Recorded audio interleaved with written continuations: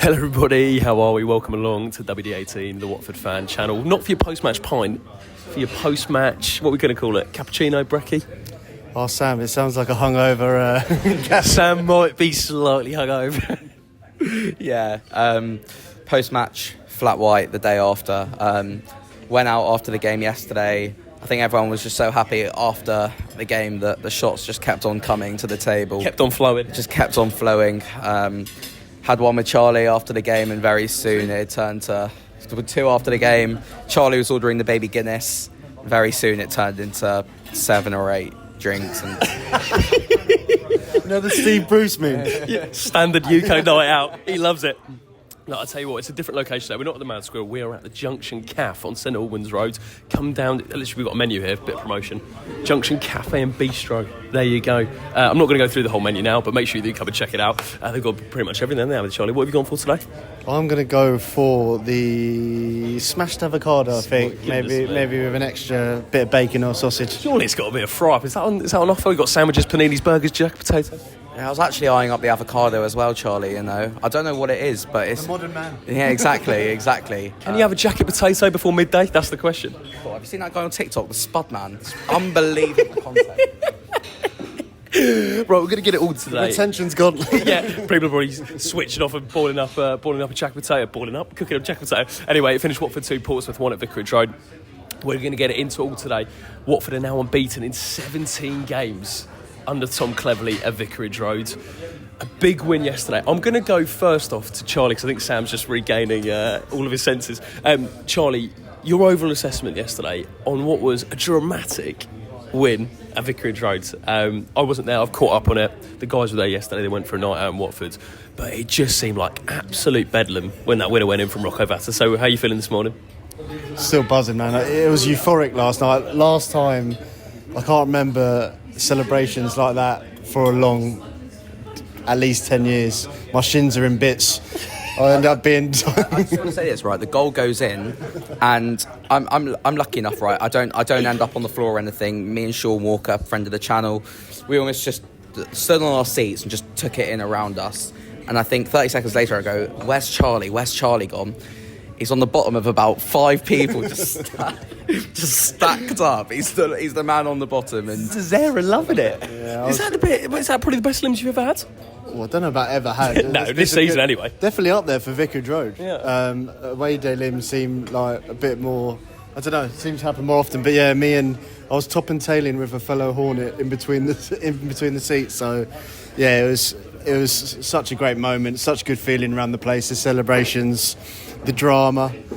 Nice nod to Gavin and Stacey. The drama. The admin's on fire, by the way. You know who you are, admin. Absolutely on flames yesterday, but... yeah, had everything in the game. Bit of tension, bit of needle. The scenes at the end, frustration, getting over adversity.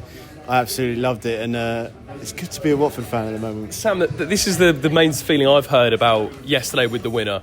That feeling, we've had some late goals this season, actually. We've had loads of late goals, particularly at Vicarage Road, and also it goes to show Tom Cleverley with the substitutions again. Sissoko, Bio and Vata combining for the winner. But it just felt like it was something different yesterday. Can you put your finger on what it was? Was it the nature of the timing of it? The fact it was pretty much the last kick of the game? yeah, I mean, I thought the opportunity was gone, to be honest with you. I think the ball went back to Daniel Batman, and he had a goal kick, and I was thinking at this point the ref's surely going to blow the whistle any minute now. But something does just feel a bit different in the air at the moment with Watford. I'm not sure what it is, but it's just such a likeable group of players. You can tell how much they want it, and I think a big reaction was needed after a really disappointing game against Burnley at the weekend, and I don't think we saw that reaction in the first half. I thought the first half was really, really poor, but the second half I thought we were so much better. We had our finger on the pulse for the entire game, and I thought it was actually really refreshing as well to almost see it was quite a throwback Championship game as well. It just seemed to be kicking off every 2 minutes between the players winding each other up, as we'll come on to, I'm sure. A lot of tackles flying in. Granted, I thought the ref completely lost control of the game. He was terrible, but they did work in our favour as well. But it was just a really refreshing game to watch, and obviously those scenes at the end, fully deserved, I thought, in the end as well. I don't know whether to go from the start or at the end. Start with the scenes at the end. Whatever you like, Jake. Do you know what? Let's do the scenes at the end, because it all kicked off after the winner. Bar, look, had been getting stick all game, right, from the Portsmouth fans, and the Portsmouth fans were giving it to him. And there's part of me, Charlie, which thinks, I love it when the players give it back, because as fans, we do give it out. And actually, if the players hear it, they pretend they don't hear it, they hear all of it. And the fact that a player's giving it back, I love that as a football fan. Yeah. If I flip it, however, though, Charlie, that now means Bar, he picked up a second yellow. We've had confirmation from Andrew French, I'm sure he wouldn't mind us saying this, that it's only one game suspended with the second yellow he picked up at full time. That means he's going to be out of the Cardiff game on the 29th. So where do you stand on those scenes? Him giving it the L, him giving the dance, Portsmouth fans losing their heads, Portsmouth players losing their heads, but Bar ultimately is now out to the 29th. So what was your reaction to it? I absolutely loved it. This is exactly what football is about. He was on that right wing in the first half, like right next to the away fans. They were giving it all game, all good nature, I think. One thing I would say, I thought Portsmouth fans were really good. Boxing Day, sold out, didn't stop singing, and I saw like a clip, they were clapping their players off after that. So I did think their fans were excellent. I thought Portsmouth in the first half were really well set up. Their high press, we got through a couple of times, getting through to Georgie and he running at them, but I think they troubled us and we struggled a bit in the first half. But yeah, they were giving it to him. It was one of those games. He had tackles, he was getting kicked all out of the park, and that's the nature of kind of being a right winger, especially how industrious he is. Great moment when it was all kicking off and he was just chilling down the side. There was a couple of meaty tackles which he was involved in. Some of their players weren't happy. And then, full-time whistle, he went and he gave it some back. And I think that's what football's is about. I don't think it was too hot-natured. I know one of their players ran over and... I wouldn't go over to Bar, would you, for a confrontation? Certainly wouldn't, would you? But yeah, like, I know Cleverley was straight over. I know Cleverley, you can kind of say what Cleverley said, but in the moment, this is what football's about. Don't take it too seriously. Yeah, he does miss Cardiff. But look, we've got players who are jumping at the bit to come in and take his spot. And look, we want him to be fresh. We've said how important he's been to us. We know his injury record. He's been unbelievable this season. So, yeah, I loved it. I love him. He's been an absolute game changer for us this season. He really is a fan favourite, isn't he, Sam? I mean, I saw Aaron make the point, Aaron, who's a friend of the channel, and he mentioned how he's what Wilfred Zaha was to Palace. Quadro Bar is becoming that for Watford, where fans are getting so irritated. They know how much of a threat he is. They know how dangerous he can be. And he's getting Watford fans off seats every time he gets the ball. On the penalty, Sam, did you think it was because Portsmouth fans weren't happy? But actually, where the contact finishes, it is a penalty, and it feels like a good call from the liner when you watch it back. Bold in real time, though. Where do you stand on it? I was really confused when it happened. I think we both were, because it looked like the ref pointed to the spot without blowing the whistle, meaning everyone started giving a goal kick, whatever. Was it the point? It was like a... Didn't really know what he was doing. And like I say, the ref didn't really show any authority yesterday and completely lost control of the game. So everyone's a bit confused. And he goes over to the lino. Then it's like, has he given a penalty? He's not given one. And then he does point to the spot. I haven't watched it back in its entirety. I did think we were a bit fortunate to get that penalty, though. Is it from when the contact starts where it ends? Is that how it's given? From what I understand... Here we go, PGMOL. Come on, Mike. PL match sensor. Tweet coming shortly. No, apparently it's where the contact finishes. So obviously it started outside, but actually where Potts, I think it was for Portsmouth, actually left Quadro Bar, it was inside the area. It was on the line, actually, and obviously that's a penalty. So, look, I have to say, though, Edo Kiembe would have won the Mr. Q challenge. What a penalty. 500 quid in the back pocket would have got for that. Yeah, great penalty. I was pretty confident as well. We've scored 5 out of 5 penalties this season, the most out of any team in the Championship. And now this season we've had 5 penalties, which is the same as the last 3 seasons combined. So, yeah, but I think we're making him. But Bar's made 2 penalties this season, and I think we're good value for him. He's just unstoppable. Left backs, he literally got the Championship left backs on toast. We're about to have some breakfast, but that's what Bar has for breakfast. Championship left backs. What in the Premier League year segue is that? In my head, I was like, this is going to sound so good. But number 3 for Portsmouth, I'm not sure his name, but number 3, absolutely rinsed every single thoughts and prayers to him, because he was absolutely rinsed every time Bar got the ball. Apparently he was panicking the second half because he quickly realised that Bar had him and he needed people to double up, and they didn't give him any support. What was interesting though was Tom Cleverley mentioned about John Mousinho in his post-match has said that Watford's antics after the game, and I like Cleverley. He gave a bit back and said you need to focus on your players because in the second half they were time wasting. And Sam, you made the point that actually that was a weird tactic from Portsmouth, wasn't it, in the second half? The fact that they could have actually maybe gone after a Watford team that put in a flat first half performance. I thought that I thought if they went out Watford in the second half, I think they would have won the game, to be honest with you. I think teams who try and sit back in the second half at Watford with a narrow lead, I'm quite confident at home that we're going to turn it around most of the time, because something about the rookery, the minerals in front of shooting towards the rookery. But I think yesterday I thought like the entire Watford, well, it was a back five in the first half, wasn't it? I thought it was incredibly shaky.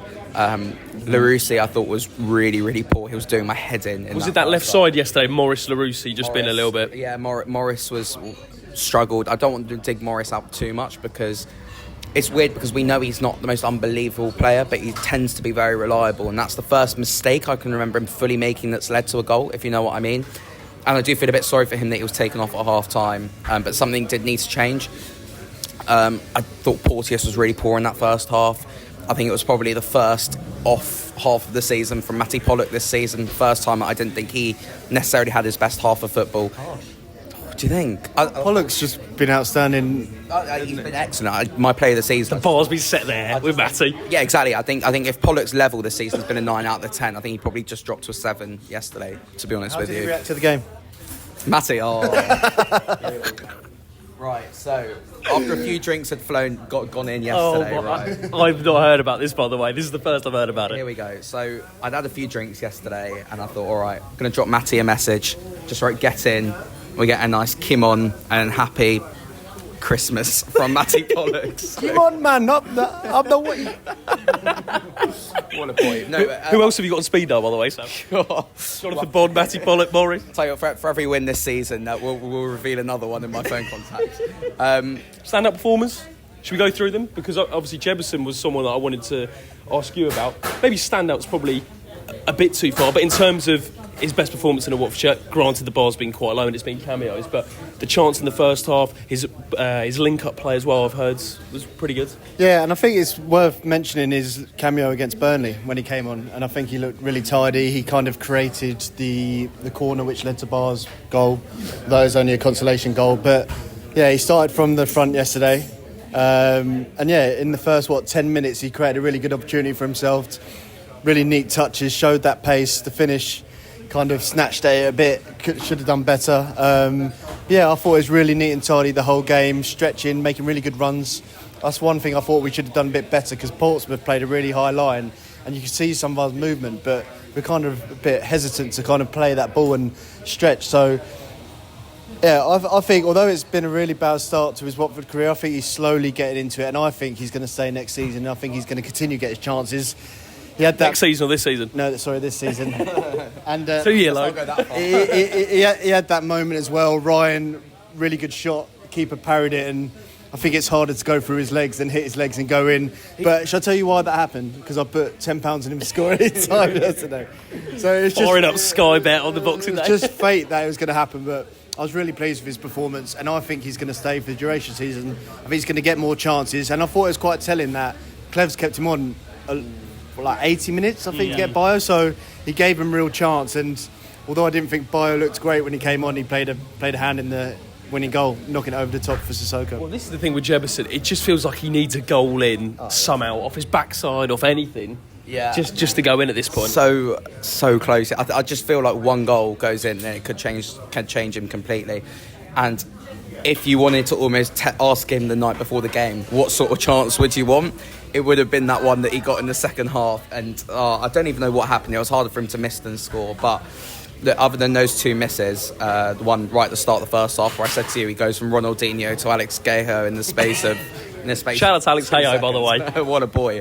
And obviously that miss in the second half, I thought his all-round play was absolutely excellent. I thought his hold-up play was better than Bio's. I think his running and his energy to win the ball back when Watford lost it was so much better. And I've questioned at times Jebison's body language. I think sometimes he looked a bit disinterested, his confidence building on the floor. But something's been different in that last 20 minutes against Burnley when he came on, and yesterday I just think he looks so much more up for it. And side point, by the way, I know we're not talking about him here, but Ryan Andrews, when he came on yesterday, was absolutely excellent as well. I heard Ngakia. Look, I've got a question for you, Jacob. Go on. Here we go. And I've even scheduled it on WD18 Twitter, so get involved. Rank these 3 players: Festia Baselli, Ryan Andrews, Jeremy Ngakia. Based on what? Who's the best for Watford? Who are you starting? Ooh. Have you done your 3? Yeah, it does very much depend on the game. Yeah, I think that's quite a hard one to answer. Best Watford 11, who are you starting? I think if it's a 4, I'd go with Ngakia, and if it's 5, I'd go Ebersele, because also I think Andrews off the bench I think is a really, really solid option. I think yesterday, for example, when we needed that goal, I think Andrews played a really big role in that last half an hour when he came on. But I think there's not much in it between all of them. Like, I'm not disappointed when any of them are starting, to be honest. I think Andrews is great, Ebersele's great, and Ngakia is proving that he can be good when he's fit as well. Ebersele's not been playing as much recently, and Ngakia's come into the team and made that right back spot his own. One man who's also playing a lot of football, and the redemption arc continues. One for Sam, Imran Loser, pulling the strings yesterday in midfield. Get the glasses on, see? Get the glasses. He had a baseball cap on. Loser. I mean, every single week now we're talking about him and just thinking, where has this come from with Imran Loser? But I'm going to put it down to Tom Cleverley.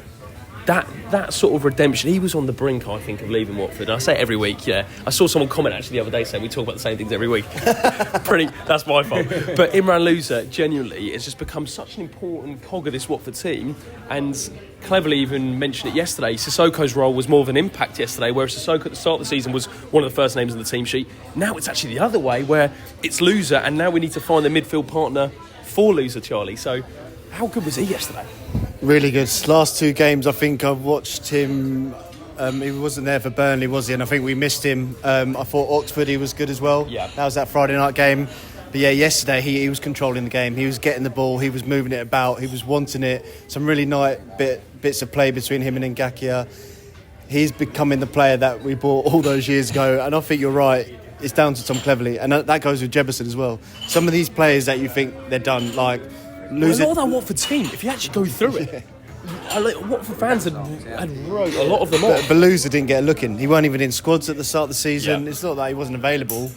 Look, there's loads of things in football with context, but I think that's another strength to Cleverley, that he doesn't write people off. He develops people, he works them. He's got that relationship where he can, even if it's not gone for them, he can get them back, and he's got that connection with them. So, Sam, is it time for the Imran Loser public apology? The Imran Loser public apology is here. Down that camera. Down that camera. Listen, Imran. I don't regret what I said, because I'm sure he's watching, by the way. I think there is an element of still frustration there. Where's this player been for the last 3 years? But now he's in here. I love the way you actually are addressing him. Imran, you are a phenomenal footballer. Dictating play yesterday, the way you moved that ball around so much, absolutely phenomenal. And we just need to find that midfield partner for him now, because I did think Kayembe was good in the second half. First half, I thought he was anonymous. There was one point I turned to Charlie and said, we're playing with 10 men here. Kayembe hasn't touched the ball. Duomo, I think, is still a young player developing, trying to work out what his best role is in midfield. Sissoko, we've spoken about him enough in the last few weeks. Tom Daly, when he's fit, could it be him? I think that's an area that we have to look at in January, that midfield partner for Imran Loser. Well, I've seen a few names going around, but Tom Daly-Bashiru, obviously with him coming back, we've got to wait and see. Sissoko coming off the bench, and actually Cleverley mentioned it in his post-match as well, about how he had told Sissoko, and he took a bit of credit for it, Clevs. He said, make those runs late into the box, which is what Sissoko's known for and what he's good at. So actually, is there a case that we need to play him, if we say a midfield 3, you play him further forward, because he's better in the further up the pitch than he is in a deeper role? Yeah, strange. It's funny, I didn't see those comments Clev saying about running forward. I remember him making like a really exaggerated run, and I was like, all right, Moose, what's going on? And but yeah, he made it, and that goal just, at the end of the game, you think you've had your last chance. This is 95th minute, and I just didn't know how the goal came about. But yeah, I think it was a Backman long pass, and normally when Backman has the ball at his feet, I don't tend to think anything's going to happen. Bayo's done well to knock it over. Sissoko's made that run. Carnage and the boy Rocco's put it in. But look, Sissoko's got a role to play. I think Burnley, he was bad. I quite liked Sissoko, and I think he's been okay this season, but Burnley was miles off it. And I think he got dropped rightly from Clevs, but he's come in and he's made a difference. So again, King cleverly doing bits. But yeah, Sissoko's got a role. But yeah, I think Loser now, he's got the shirt, he's dictating play. And I think we need kind of a destroyer to go next to him. We're bottom in the league for tackles won in the middle thirds. I've been working on a players we should sign in January video, so I've got one. Go on, give us a little. Well, I think we've been linked with him before, but I think Hector Cipriano at Peterborough is the one that we've been linked with him before. I'm pretty sure we put in a bid under Ishmael in January, and it was the time where we signed Chakfadazzi to a 5-year deal, and I was like, what are we doing? I think we tried to sign him twice. That was another time as well. He's a local lad. It would make a lot of sense. Actually, fun fact, I'm not just dropping this. I played against him. He will never remember this, by the way. We played. So Watford Sunday League. He used to go to teams in Edmonton, in Enfield, and he used to play for a team called Ammonia in Enfield. And I remember I played against him, and I thought the boy's got a bit. No, I didn't actually play against him. I remember thinking, Jesus, he's a pretty good player. You scouted the wrong boy, Jacob. It should have been you. I mean, I rung rings around me in the under 12s, but there we go. I mean, we'll save it for the video. But Charlie, you gave me an interesting name, someone who could play in that midfield. Good tease, Sam. Good tease. 18 up. Okay. Also to tease, we've got 29th. We're going to have a post-match party at the Mad Squirrel. Sam, Charlie will be there. Guess to be confirmed, or can we confirm just yet? We'll probably hold fire just for now. To be confirmed, but come down. We'll pull out the tackle, but it's going to be these two anyway. So come along, get involved. As always, this is brought to you in partnership with Hertfordshire Mind. Lads, let's... what else do we want to talk about from yesterday? Rocco Vata, do we want to mention? The fact he's come off the bench. That feeling when he got that goal, first home goal for him as well. Obviously, he scored his first away at Hull. Do you know what's really wholesome? Is that whenever he scores or does something good, his mum's always on Twitter, being like, go on, Rocco, go on him. Oh, I love it. I mean, I do feel like I'd adopt Rocco Vata now at this point as well. What a boy. Rocking around the Vata tree? Well, it's the song goes, this year to save me from tears, I gave it to Rocco Vata. Oh, whoever's been on the PA recently, by the way, at full time when Watford win at home, fair play. Playing that yesterday. Could be Tim Coombs, isn't it? Bio on fire. Might be Tim. I'm not sure who does the music, you, but Tim. Unbelievable. The atmosphere in that second half yesterday as well. I think it helped with how, I think the first half it was really, really flat. I think that was down to the performance, and I think we should touch on that first half performance generally as well in terms of what went wrong there, because... Why are we flat at home, Sam? In the first half? It's bizarre. I don't know what it is, the difference between the home form and the away form, and also the first half and the second half, because the first half was just so poor. I'm not sure what it was. You could tell Cleverly gave them an absolute rocket at half time, because I think from the kick-off we were absolutely sprinting towards that ball. I'm just not sure what it was. It was weird. It's weird because we finish games really strongly. We have a really strong bench. Away from home, our record isn't great. Weirdly, it puts more pressure on the home games, and we're keeping that run going, Charlie. Why are we starting games slowly? Because actually, I say that, you beforehand said... I didn't think it was that bad. Like we were especially early on. We were kind of breaking through their press. Georgie was finding pockets, and we mentioned Larousse. How many times did he have an opportunity to put a good cross in and just never did it? So yeah, like we're not going to be like full throttle, especially the way we play. But Clev's change it goes to a 4, which I'm still a bit worried about. Need a left back, do we? If we're going to play 4. I've got some ideas for a left back as well. We already teased this video. If no one watches this now, we're in trouble. So yeah, but I just think I'm just confident at home, because I know that I felt at QPR and the goal didn't really come, but I think yesterday if you look at the stats, we battered them on every single metric. We had 71% possession. That's Man City. Not Man City at the moment. 71% possession, which is the most possession we've had in the game this season. We beat him on shots, XG, all of it. So I think we were good value for our win. I know it came late on. We might not have had like glaring big chances, but Jebuson's had 2 there. So yeah, I thought it was one of those games. We grounded it out. We've got that character that we've seen this season, and we go again for Cardiff. I've seen a switch now as well. I felt like when that Vata goal went in, there was almost a switch was flicked at Vicarage Road in terms of the belief now that this could be happening this season. I don't want to say the P word, but I mean, I'll give 2 examples with this, but when Liverpool won the Premier League back in the COVID season and they beat Man United 2-0 at home, I don't know if you remember, but Salah scored right at the end. I remember Jamie Carragher said on commentary, this place is now believing.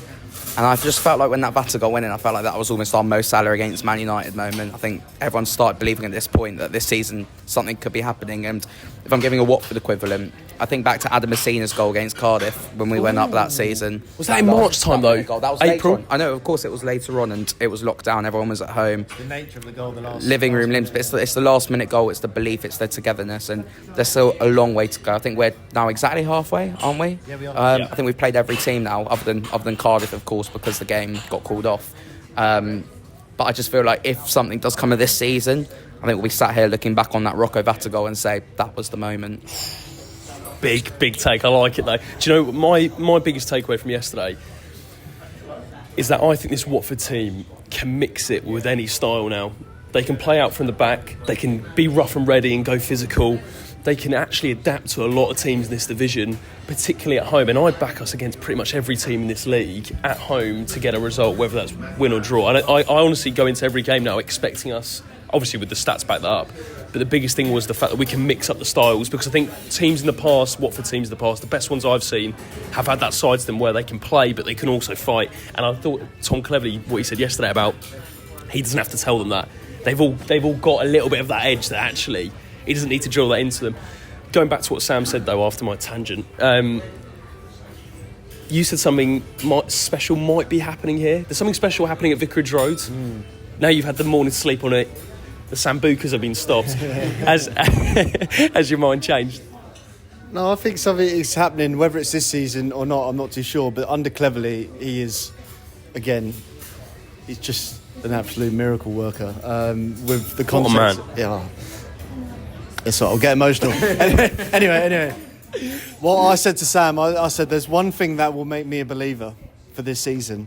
If we can go to a big team away from home and do something, and I think that's when I might believe, because... Give us a big team. So give us an example of where you would go. We got Middlesbrough, okay. We've got Sunderland, we've got Leeds coming up. Yeah, there's a week. There's a week in the space of 6 days. We play Sunderland away, Leeds at home, Middlesbrough away. That's in first week of February, second week of Feb. That's a big week. Yeah, and I'm not even asking for us to win all of them or get points out of all of them, but we can't... This away form, and I think the home form is not sustainable, and... I think in this league we've got an opportunity this season, because I don't think it's the strongest league. I think if we win our game in hand, we're 4 points clear of Middlesbrough. So there's an opportunity here, and you don't have to win every game. If you could be consistent, you'd probably get the playoffs if you just win your home games and lose your away game from here. The fact we're talking about playoffs though, when you compare it to what we were saying at the start of the season, Sam. And I think this is an absolute golden opportunity as well. Middlesbrough fans, slight frustration at the moment. They seem to be throwing away a lot of leads. Obviously, they were 3-0 up yesterday, got a red card, drew 3-3. West Brom are a bit of an unknown entity now. Carlos Corberan's gone. My outside is a Sheffield Wednesday. I think we could see something special happen there under Danny Roll, but Charlie thinks Danny Roll could go at any moment. There's a bit of uncertainty there still with the owner, I think.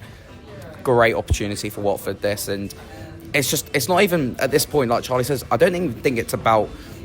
Can we sort out the away form? I think it's, can we beat the teams around us? And can we just sustain this home form? And one thing I'd be interested, obviously I don't want to lose at home, but if we do lose at home, which, it could happen this season, how do we react at that point as well? It's going to be all about that run of form and how we react to a run of poor results. One thing I'm fearful is if we do sneak into the playoffs and we just show good at home, terrible away. I don't know if you remember Norwich last season in playoffs under David Wagner, which they weren't. I know there's a completely different vibe, but that Leeds away was a you don't disaster. want to go to the playoff and get absolutely battered. Like, I don't think we're ready yet. It's phase one of Clev's ball. Do you know what I mean? We've only had one window, and everyone was not happy with the window. So it'd be interesting to see what Gino fancies. We're going into the window and Gino can smell the Premier League. He can taste the Premier League money. So is he going to... Gino got a cold? He does have a tendency when there's something there that he does like to go in January when something is there to play for.